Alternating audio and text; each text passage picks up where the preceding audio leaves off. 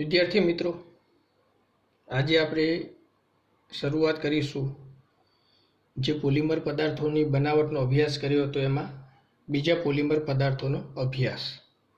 અત્યાર સુધીમાં આપણે 3 પોલિમર પદાર્થોની બનાવટ વિશે અભ્યાસ કર્યો. એક પોલિથીન, બીજું પોલીટેટ્રાફ્લોરોઇથિલિન ટેફલોન અને ત્રીજું ઓલોન. હવે આપણે જઈશું ચોથો પોલિમર પદાર્થ એટલે કે પોલિસ્ટાયરીન.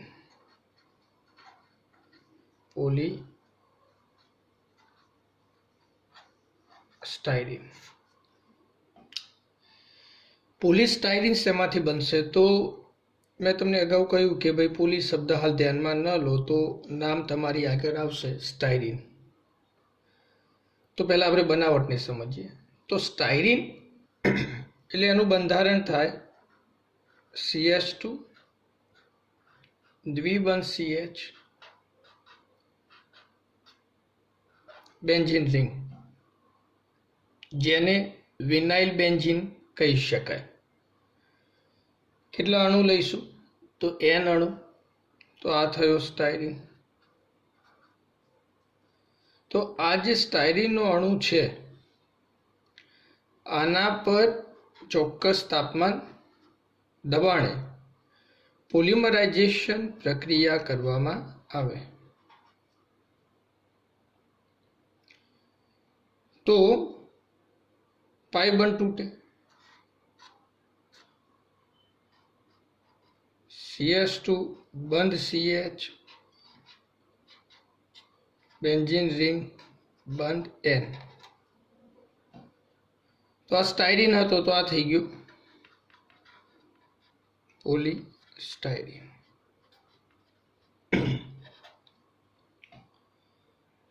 હવે હાલ તો આપણે લખ્યું છે પોલિમરાઇઝેશન, પરંતુ આમાં કેવું પોલિમરાઇઝેશન, કેવું શું લખી શકાય? તો આપણને ખ્યાલ છે કે ફક્ત એક જ પ્રકારનો મોનોમર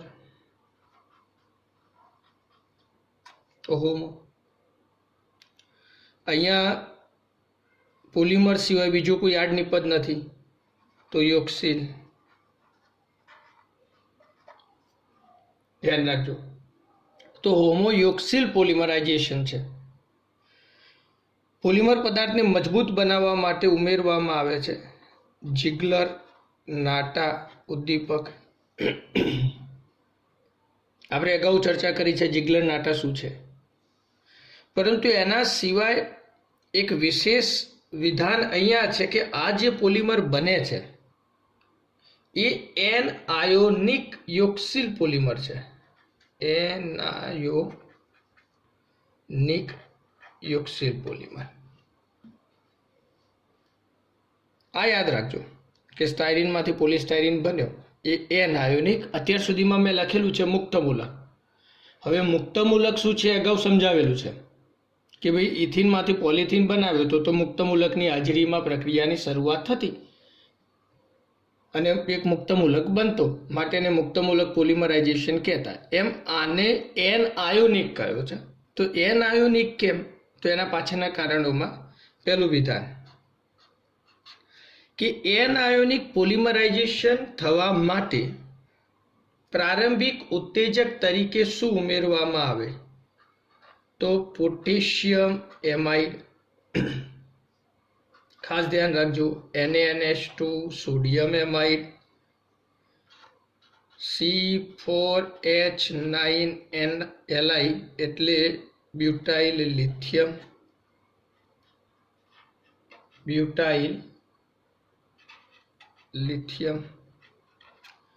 અથવા RMgX એટલે કે ગ્રિગ્નાર્ડ પ્રક્રિયક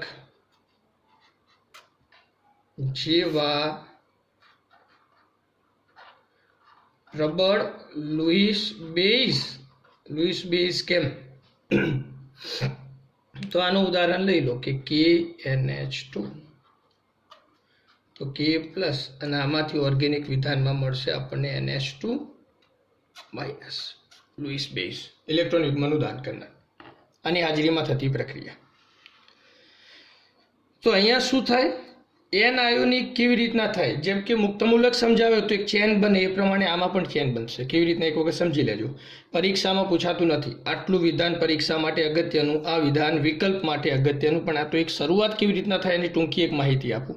બાકી આ વિધાન પરીક્ષામાં ક્યાંય પૂછાયું નથી ને પૂછાતું નથી, આ ધ્યાન રાખજો. પણ શરૂઆત છતાં પણ સમજો કે ધારો કે આપણે સ્ટાયરીન લીધો,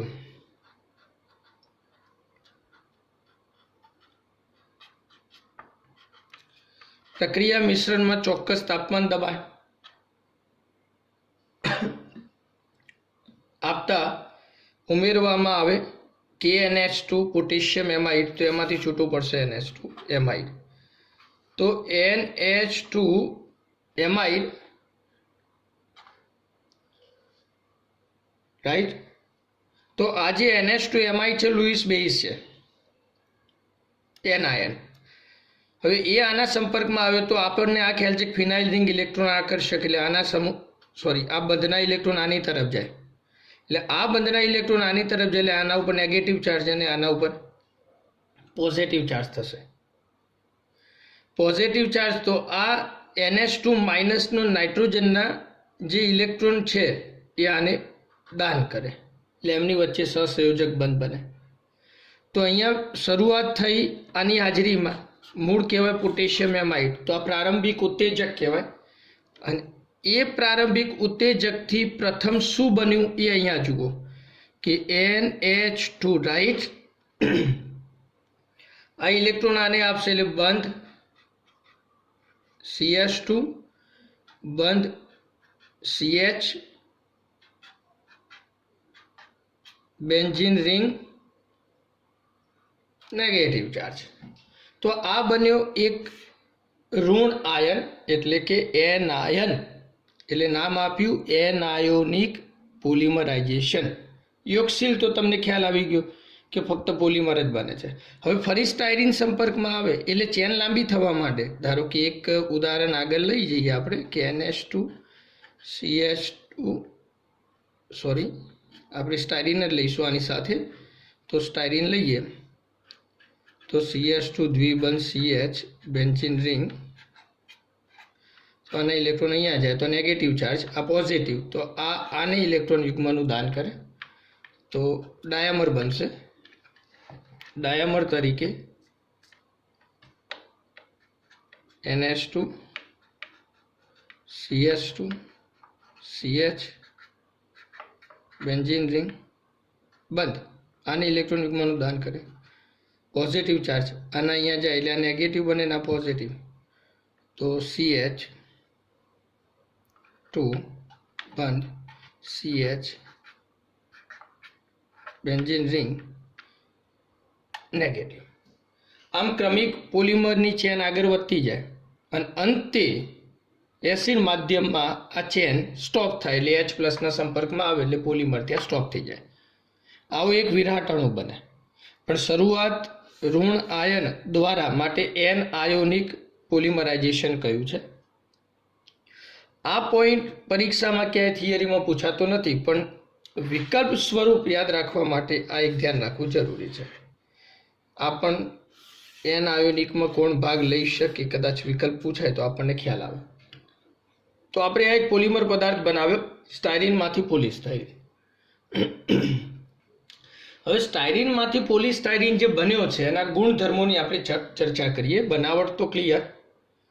હવે ગુણધર્મોમાં સામાન્ય ગુણધર્મો, પાણી રોધક એ આપણને ખ્યાલ આવશે, ઉષ્મા અવરોધક, વિદ્યુત અવાહક એ પણ આપણને ખ્યાલ આવશે, રાસાયણિક દ્રષ્ટિએ નિષ્ક્રિય. ચલો આ તો બધું આપણને ખ્યાલ થઈ ગયો. બીજો એક પોઈન્ટ યાદ કરાવું, થર્મોપ્લાસ્ટિક. થર્મોપ્લાસ્ટિક કયું છે ખ્યાલ છે ને, થર્મોસેટિંગ, થર્મોપ્લાસ્ટિક, બે તફાવત એક સમજાવ્યો તો થર્મોપ્લાસ્ટિક વર્ગનો પોલિમર. આ બધા આના ગુણધર્મો છે. ફરી સાંભળજો, થર્મોપ્લાસ્ટિક વર્ગનો પોલિમર એક પ્રકારનો પ્લાસ્ટિક છે, ઉષ્મા અવરોધક, વિદ્યુત અવાહક, રાસાયણિક રીતે નિષ્ક્રિય. પણ એક સારો ગુણધર્મ એ છે કે આ પોલિમર પદાર્થ જે આપણે પહેલો પોલિમર પદાર્થ બનાવ્યો હતો પોલિથીન એના કરતા વજનમાં હલકો, પોલિથીન કરતા વજનમાં હલકો પણ મજબૂત, તાપમાન સહન કરવાની ક્ષમતા, આ એક સારો ગુણધર્મ. આથી આનો ઉપયોગ ક્યાં થાય?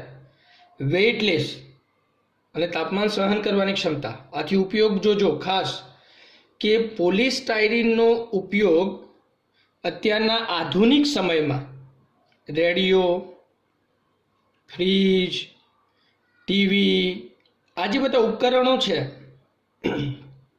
એની જે મેઇન બોડી જેને આપણે કેબિનેટ કહીએ છીએ, તમે એસી જુઓ તો એસીનો ઉપરનો ભાગ આપણને પ્લાસ્ટિકનો છે, તો એ ઉપકરણોના કેબિનેટની બનાવટમાં પોલિસ્ટાયરીન વપરાય છે, જે વજનમાં હલકો અને મજબૂત એક પોલિમર, એટલે એને ક્ષમતા સારી આપશે.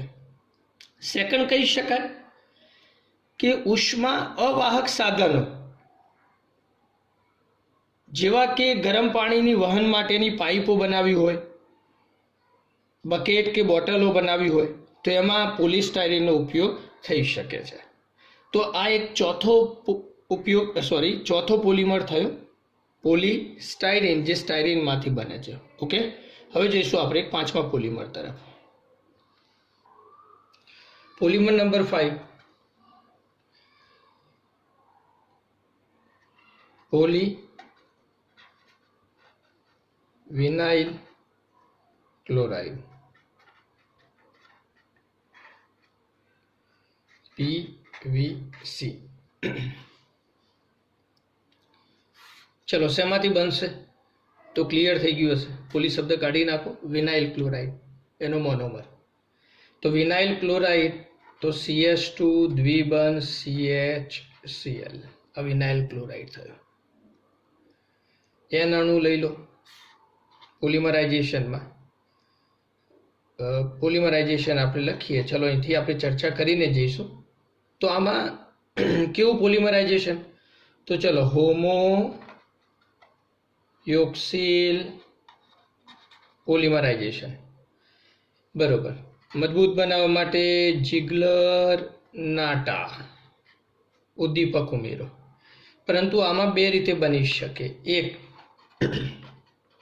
મુક્ત મૂલકથી પણ બની શકશે, તો બીજી પરિસ્થિતિ એનાયોનિકથી પણ બની શકે. એનાયોનિકથી પણ બની શકે, બંને રીતે બની શકે. મુક્ત મૂલક પણ સમજ્યા, એનાયોનિક પણ સમજ્યા, એટલે ક્લિયર થઈ ગયું. આપણે હવે મોનોમરમાંથી પોલિમર બનાવીશું. તો બંધ તોડો તો બંધ CH2 બંધ CHCl બંધ. તો આ વિનાઇલ ક્લોરાઇડ, તો આ થશે PVC પોલીવિનાઇલ ક્લોરાઇડ. એન અણુ જોડાયા. ચલો, ક્લિયર? બિલકુલ સરળ. ગુણધર્મો તમે ધારણા મૂકો હવે આમાં, તો તમને ખ્યાલ આવશે આના ગુણધર્મો કે ભાઈ પોલિમર પદાર્થ પ્લાસ્ટિક વર્ગનો પોલિમર, થર્મોપ્લાસ્ટિક પ્રકારનો પોલિમર, પાણી અવરોધક, વીજ અવરોધક, રાસાયણિક દ્રષ્ટિએ નિષ્ક્રિય, આપણે બધા જાણીએ. તો આ થયા એના ગુણધર્મો. પરંતુ પોલિથીન કરતાં મજબૂત, પોલિથીન કરતાં તો પોલિસ્ટાયરીન પણ મજબૂત, પણ વેઇટલેસ, વજનમાં હલકો હતો. આ પોલિથીન કરતાં મજબૂત છે. આ પણ ઉપયોગની દ્રષ્ટિએ તો PVC પાણી અવરોધક છે, માટે રેઇનકોટ, જોજો ચોમાસામાં આપણે રેઇનકોટનો ઉપયોગ કરીએ છીએ, તો રેઇનકોટ, શેતરંજી નીચે પાથરવા માટે, કાં તો કોઈ એવા પ્લાસ્ટિકના પાકીટની બનાવટમાં, અથવા પ્લાસ્ટિકની પાઇપો, બોટલો, કાં તો રેક્ઝિનના પગરખા હોય, તો આવા બધા પદાર્થોની બનાવટમાં એમ કે PVCનો ઉપયોગ થઈ શકે. તો આ એક પોલિમર થયો, પાંચમો. ત્યારબાદ 6,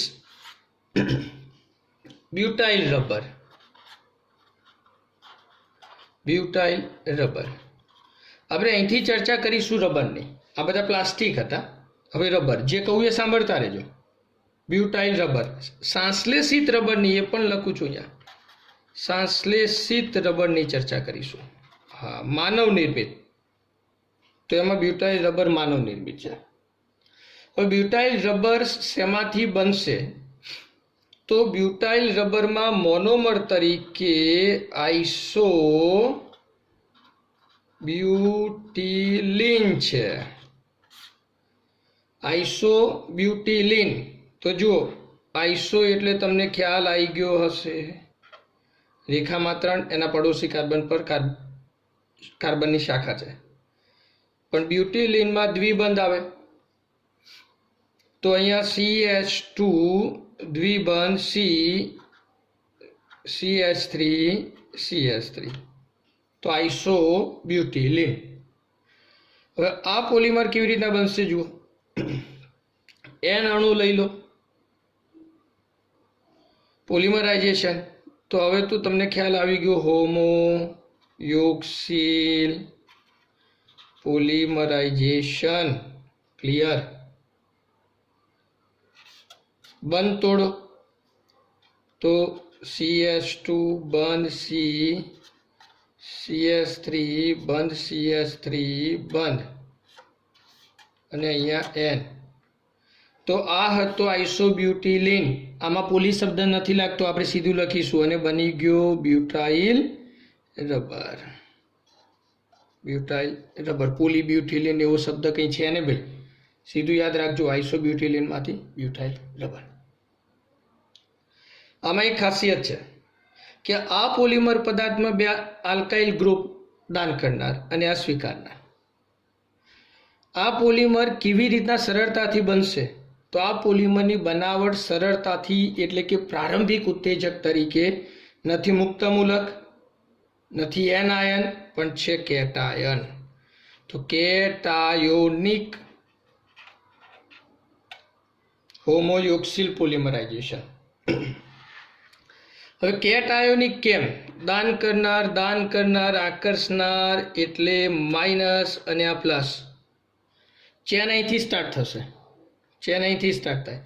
તો આને સ્ટોપ કરવા માટે, એટલે આની સાથે જોડાણ કરવા માટે આમાં શું જોઈશે? તો તમને ખ્યાલ આવશે કે આ બેઝ, તો સામેનો એસિડ હોવો જોઈએ.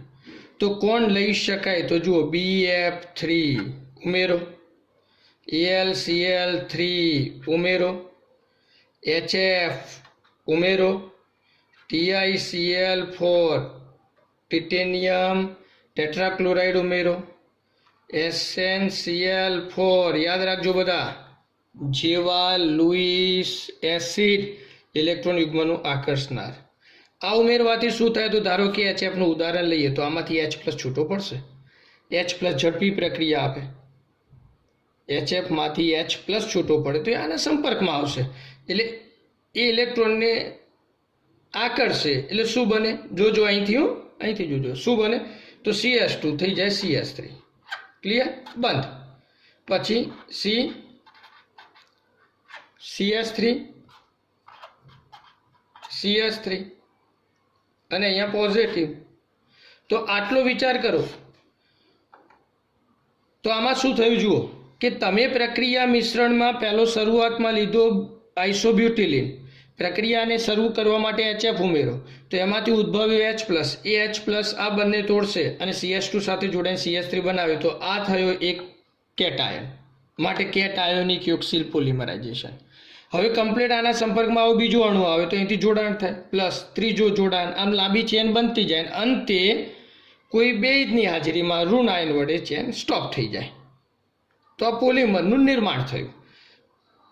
આ જે આપણે ચર્ચા કરી એમાં આ જે લાંબી પાછળની ચર્ચા એ ક્યાંય પરીક્ષામાં પૂછાતી નથી. ખાલી આપણે આટલું યાદ રાખીશું, કેટાયોનિક હોમોયોક્સિલ પોલિમરાઇઝેશન. ઓકે. તો આઇસોબ્યુટિલિનમાંથી બનતો બ્યુટાઇલ રબર એક કેટાયોનિક હોમોયોક્સિલ પોલિમરાઇઝેશન પ્રક્રિયાથી બને છે. કેટાયોનિક હોમોયોક્સિલ પોલિમર છે. એક સંશ્લેષિત રબર છે, થર્મોપ્લાસ્ટિક પ્રકારનું રબર. અને ખાસિયત આની કઈ? તો કુદરતી રબરની અવેજીમાં વાપરી શકાય. આના કંઈ ખાસ ઉપયોગમાં સીધો બોલીએ યાદ રાખજો, કુદરતી રબરની અવેજીમાં આનો ઉપયોગ થઈ શકે. એક સારો સ્થિતિસ્થાપકતાનો ગુણધર્મ છે. અને પાણી પ્રત્યે નિષ્ક્રિય છે. કુદરતી રબર પાણી પ્રત્યે સક્રિય, પણ આ રબર પાણી પ્રત્યે નિષ્ક્રિય, એટલે આનો ઉપયોગ વધુ સારો થઈ શકે છે. ટાયરોની એની બનાવટમાં આપણે અગાઉ ચર્ચા કરીશું રબરમાં. આજે અહીંયા સુધી આ 3 એક પોલિમર. ચલો ક્લિયર. પછી નેક્સ્ટ લઈશું હજુ નેક્સ્ટ ધ્યાન રાખજો, અત્યારથી કહું છું કે નેક્સ્ટ વિડીયોમાં સંશ્લેષિત રબર, બ્યુટાઇલ રબર સિવાયના બાકીના 3 છે. ઓકે, પણ પોલિમરનો ધીરે ધીરે આપણે અભ્યાસ કરીશું. ઓકે.